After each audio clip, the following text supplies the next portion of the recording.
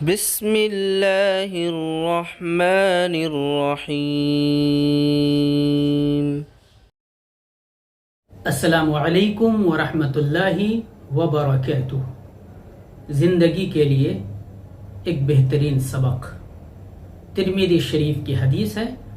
عن واثلہ بن الاسقع رضی اللہ تعالی عنہ قال قال رسول اللہ صلی اللہ علیہ وسلم لا تظہر الشماتۃ بأخیک فیعافیہ اللہ ویبتلیک۔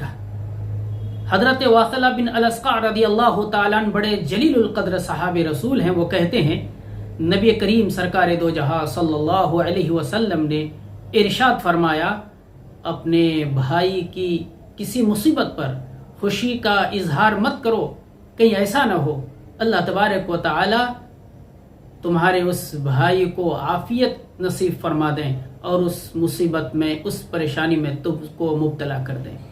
یہ حدیث پاک آج کے سماج اور معاشرہ کے لیے بڑی اہمیت رکھتی ہے۔ نبی کریم سرکار دو جہاں صلی اللہ علیہ وسلم نے آج کے معاشرے کو ایک بہترین سبق دیا۔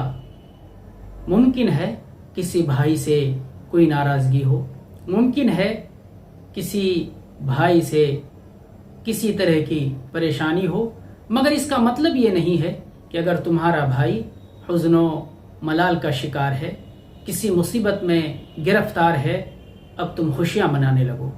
نبی کریم سرکار دو جہاں صلی اللہ علیہ وسلم نے فرمایا کہ ہرگز ان کی مصیبت پر خوشی کا اظہار مت کرو۔